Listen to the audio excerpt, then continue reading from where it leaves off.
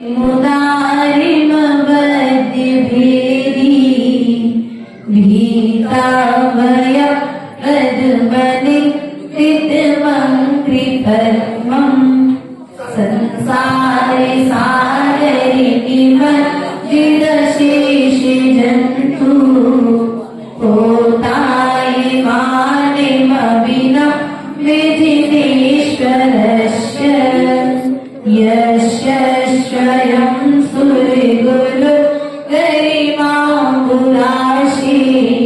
स्रोतं सुविस्तृतमति न विभुर्विधातुम्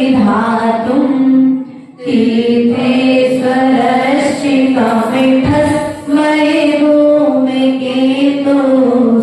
तस्याविवेशे किल संस्रवेदं करिष्ये सामान्यतोऽपि तवेवनियतं स्वरूप भस्मादृशा कथमधि सेवन्त्यधीसा भ्रष्टोऽपि कौशिकशिशुर् यदि वादिवान्धो रूपं प्ररूपयति किं किल धर्मे रश्मि मोहक्षयादनुभवन् नपि नाधिमर्त्यो नूनं गुणान् गणयतुं न तव क्षमेत कल्पान्तिमान्तिपयिषा प्रकृतोऽपि यस्मान् पीयेते केते जलधिर्ननुरत्निराशि अभ्युद्यतोऽस्मि तव नातिजराश्रयोऽपि कर्तुस्तवं तदिदशक्ति गुणाकरस्य बालोऽपि किं न निजीवा भूयुगं वितत्य विस्तीर्णतां कथयति स्वदीयाम्बुरासि हे योगिनामपि नयाति गुणास्तवेश कर्तुं कथं भवति किशु ममाविकाशा जाता तदेवमसमीक्षितकारितेयं जल्पन्ति वा निजगिरा ननु पक्षिणोऽपि आस्तामचिन्त्य महिमा संस्तवस्ते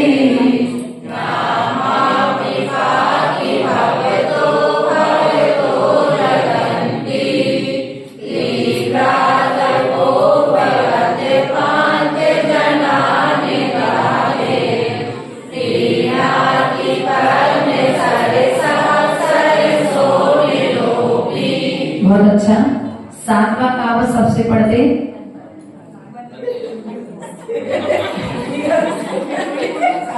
नहीं, सबसे सातवां काव्य पढ़ते तो पढ़ाने की जरूरत। अच्छा चलिए, जिनके उच्चारण शुद्ध नहीं है वे इस काव्य को पुनः दोहराएंगे।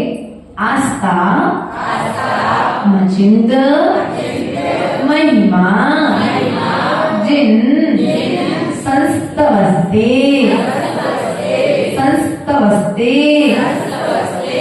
नामापि पाति भवतो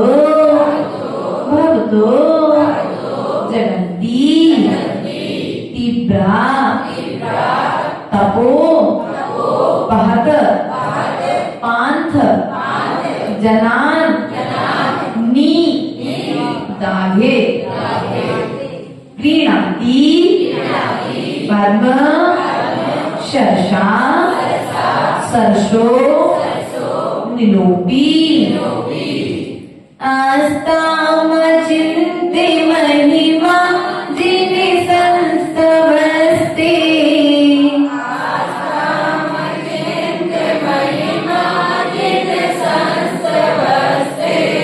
नामापि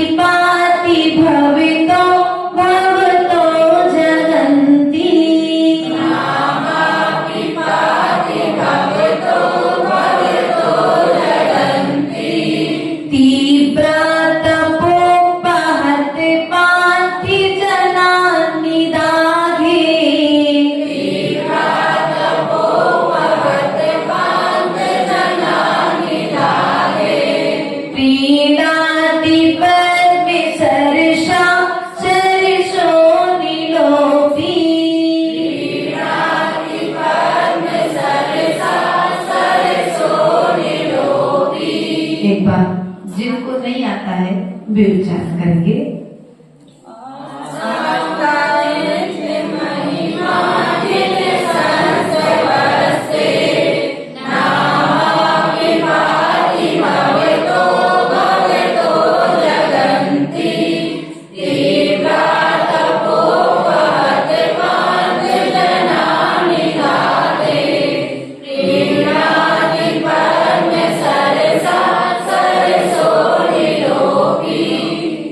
से बन जाएगा।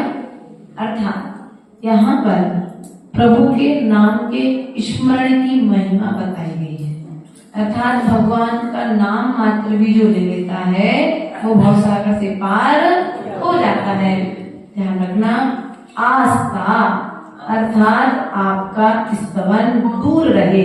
क्या रहे? आस्था मतलब दूर रहे।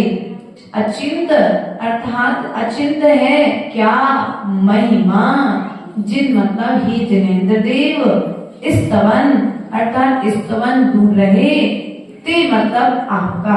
हे जिनेन्द्र भगवान, आपका स्तवन तो दूर की बात है। आपका यदि आपकी महिमा अचिंत है, यदि न मापी पाति भवतो जगन्ति, यदि कोई भविजन भव्य जीव यदि आपका नाम भी लेता है तो क्या होता है? भवतः संसार से क्या होता है? आपका नाम उसे संसार में डूबने से बचा देता है। लाइन का अर्थ समझ में आया? 2 लाइनों का। हे भगवान, आपकी महिमा अचिंत है। क्या है? आपकी महिमा अचिंत है। आपके स्तुति करना तो दूर की बात है, यदि आपका नाम मात्र भी प्राणी लेता है तो वह भवसागर से पार हो जाता है। जगन्ति अर्थात जीवों को, भवतः संसार से, पाति अर्थात बचा लेता है। कौन बचा लेता है संसार में डूबने से प्राणियों को? आपका नाम। एक चक्रवर्ती का नाम आता है जिसने तीर्थंकर भगवान का नाम लिया अर्थात नमोकार मंत्र का स्मरण किया। उस स्मरण के प्रभाव से उसका डूबता हुआ जहाज आगे बढ़ गया। लेकिन उसी चक्रवर्ती ने उसी नमोकार मंत्र का जब अनादर किया तो वह संसार सागर में डूब गया। इसलिए नाम मात्र लेने से प्राणी संसार सागर से तर जाता है। यदि स्तुति करने का समय नहीं है तो भगवान 24 तीर्थंकर के नाम लेके नमस्कार कर लो। जहां बैठे वहां पर बैठे बैठे नमस्कार कर लो, आपकी समस्या समाधान में परिवर्तित हो जाएगी। प्रयोग करके देखिए।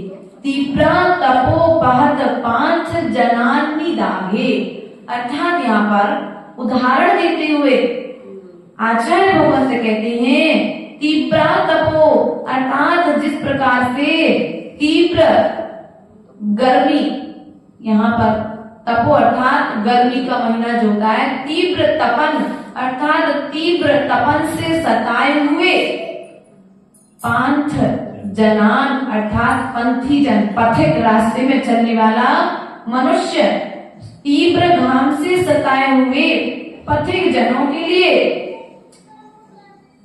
क्रीडाति पद्म सरसा सरसो निरूपी अर्थात कमलों के सरोवर का शीतल पवन क्या संतुष्ट नहीं करती है?